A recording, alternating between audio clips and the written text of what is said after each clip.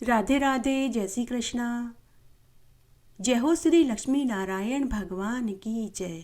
आज हम शरद पूर्णिमा की लगातार 2 पौराणिक नई कहानियाँ सुनेंगे। आज मैं आपके लिए शरद पूर्णिमा की 2 कहानियाँ लाई हूँ। आइए पहली कहानी सुनते हैं। एक बार बहुत छोटा सा गांव था। उस गांव में एक साहूकार दंपति अपनी 2 बेटियों के साथ रहता था। साहूकार दंपति हर साल शरद पूर्णिमा का व्रत पूरे विधि विधान से करता था।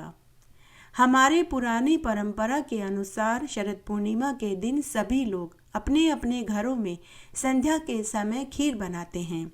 उसमें केसर, काजू, बादाम, मावा, इलायची, दाख, चिरौंजी सभी चीज़ें डालते हैं और उस खीर को सफ़ेद कपड़े या फिर छलनी से ढककर घर की छत पर रख देते हैं। ऐसा इसलिए करते हैं क्योंकि शरद पूर्णिमा के दिन चांद अपनी 16 कलाओं से अमृत की बारिश करते हैं। अमृत रूपी वर्षा खीर पर जब पड़ती है तो खीर अमृत बन जाती है। फिर उस खीर को खाने वाला व्यक्ति सुंदर, निरोगी, स्वस्थ और दीर्घायु वाला होता है तथा उस अमृत रूपी खीर को खाने से मनुष्य की सभी मनोकामनाएं पूरी हो जाती है।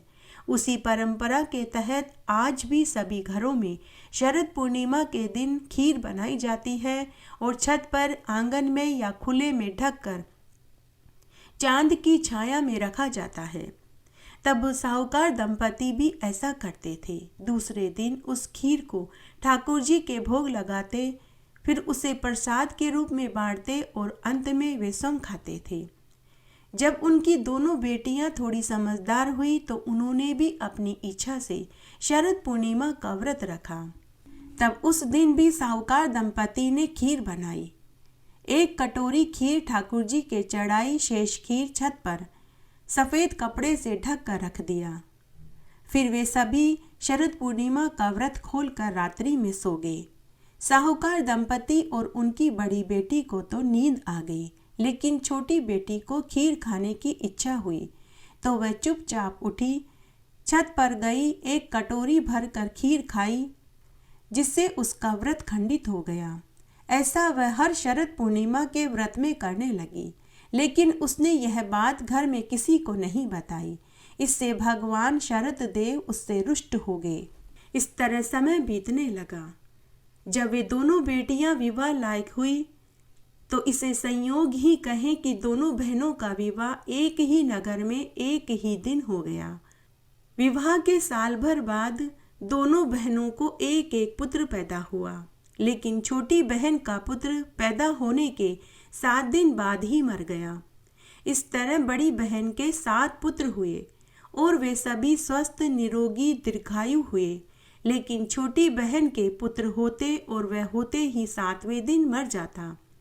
तब छोटी बहन और उसके पति ने एक पंडित जी से पूछा, तो पंडित जी ने कहा कि आपकी पत्नी शादी से पहले शरद पूर्णिमा का व्रत करती थी, लेकिन वह अधूरा व्रत करती थी।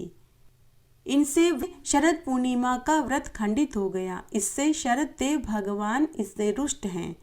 इनको व्रत खंडित करने का शाप लगा है। इसी से इनके पुत्र होते हैं, लेकिन 7 दिन बाद ही मर जाते हैं। तब पति ने दोष से छूटने का उपाय पूछा तो पंडित जी ने कहा कि अगर आपकी पत्नी शरद पूर्णिमा का व्रत पूरा करे तो इसे भी स्वस्थ, दीर्घायु पुत्र पैदा होगा। उसके बाद छोटी बहन ने शरद पूर्णिमा का व्रत पूरे विधि विधान से किया। सच्चे मन से भगवान से अपनी गलती की माफ़ी मांगी। व्रत करने के 3 महीने बाद ही छोटी बहन को गर्भ ठहर गया। उसके 9वें महीने बाद उसे एक पुत्र पैदा हुआ, लेकिन वह भी 7वें दिन ही मर गया। यह देखकर छोटी बहन बहुत दुखी हुई। उसके बाद छोटी बहन ने अपने मृत बच्चे को पलंग पर लिटाकर चद्दर उड़ा दिया और अपनी बड़ी बहन को बुलाने उसके घर पहुंच गई। वहां जाकर उसने अपनी बड़ी बहन से कहा कि जीजी जीजी, जल्दी मेरे घर चलो, मेरा बच्चा बहुत बीमार है, चलकर तुम मेरे बच्चे को देखो। बड़ी बहन छोटी बहन के घर आई। छोटी बहन ने अपने मृत पुत्र को चादर में लपेटकर अपनी बड़ी बहन की गोद में दे दिया और खुद चाय बनाने का बहाना बनाकर रसोई में चली गई। बड़ी बहन ने बड़े ही प्यार से छोटी बहन के बच्चे के सिर पर हाथ फेरा तो वह शरद पूर्णिमा के व्रत के पुण्य प्रताप से जीवित हो गया और जोर जोर से रोने लगा। बच्चे का रोना सुनकर छोटी बहन रसोई में से भाग कर आई और उसने अपनी बड़ी बहन के चरण पकड़ लिए और माफ़ी मांगने लगी और बोली कि बहन, मेरा पुत्र तो सुबह ही मर गया था। यह तो तेरे शरद पूर्णिमा के व्रत के पुण्य प्रताप से तेरा हाथ लगने से जीवित हुआ है। तब छोटी बहन ने अपनी बड़ी बहन से शरद पूर्णिमा के व्रत की पूरी विधि जानी। बड़ी बहन ने अपनी छोटी बहन को शरद पूर्णिमा के व्रत की पूरी विधि बताई और उद्यापन विधि बताई। बड़ी बहन ने छोटी बहन से कहा कि बहन, तू शरद पूर्णिमा के दिन पूरे विधि विधान से व्रत करना। खीर बना कर के ठाकुर जी के एक कटोरी खीर भरकर भोग लगाना।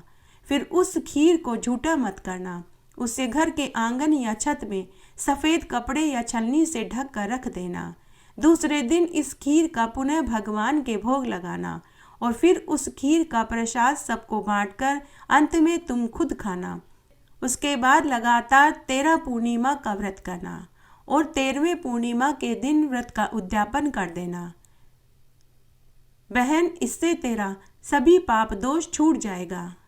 पूर्व में जो तुझसे व्रत खंडित करने की गलती हुई है उससे भगवान भी तुझे माफ़ कर देंगे। उसके बाद छोटी बहन ने ऐसा ही किया।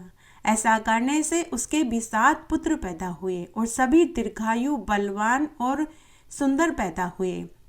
उसके बाद छोटी बहन और उसके पति ने पूरी नगरी में ये ढिंढोरा पिटवा दिया कि सभी को शरद पूर्णिमा का व्रत पूरे विधि विधान से करना चाहिए। व्रत को बीच में न छोड़ना चाहिए, न ही खंडित करना चाहिए। अगर शरद पूर्णिमा से व्रत शुरू किया है तो लगातार 13 पूनम तक व्रत करके उसका उद्यापन करना चाहिए, तभी व्रत का पूरा फल मिलता है। व्रत का उद्यापन न करने से व्रत का संपूर्ण फल प्राप्त नहीं होता।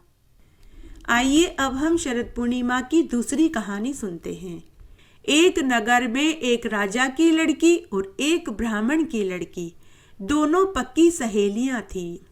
दोनों साथ साथ ही खेलती और साथ साथ ही पढ़ने जाती। इस तरह उनका बचपन बीत रहा था। जब वे दोनों थोड़ी समझदार हुई तो दोनों ही शरद पूर्णिमा का व्रत करने लगी। जब वे दोनों विवाह लायक हुई तो इसे संजोग ही कहें कि दोनों का विवाह भी एक ही गांव में हो गया। राजा की बेटी का ब्याह एक राजा के पुत्र से हुआ तो ब्राह्मण की बेटी का विवाह एक पुजारी के पुत्र से हुआ। ससुराल आने के बाद भी दोनों का मिलना जारी रहा। तब राजकुमारी के पुत्र होते, लेकिन वे होते ही मर जाते। उधर ब्राह्मणी के 7 पुत्र हुए और सभी पुत्र खूब हष्टपुष्ट, सुंदर और दीर्घायु हुए। उधर राजकुमारी के 7 लड़के हुए, लेकिन सातों ही कुछ दिन जीवित रहे और फिर मर गए। तब राजा ने इसका कारण पंडित जी से पूछा। तब पंडित जी ने राजा से कहा कि हे महाराज, राजकुमारी जी ने विवाह से पूर्व शरद पूर्णिमा का व्रत किया था, लेकिन वह व्रत उन्होंने पूर्ण नहीं किया और न ही उन्होंने व्रत का उद्यापन किया। इसीलिए इनके पुत्र होते हैं और होते ही मर जाते हैं। इन्हें व्रत को बीच में ही छोड़ने का पाप दोष लगा है। तब राजा ने इस दोष का उपाय पूछा तो पंडित जी ने कहा कि अगर राजकुमारी जी शरद पूर्णिमा के बचे हुए व्रत पूरे करे और लगातार 13 पूर्णिमा के व्रत करे और 13 पूर्णिमा के व्रत करने के बाद व्रत का उद्यापन करे।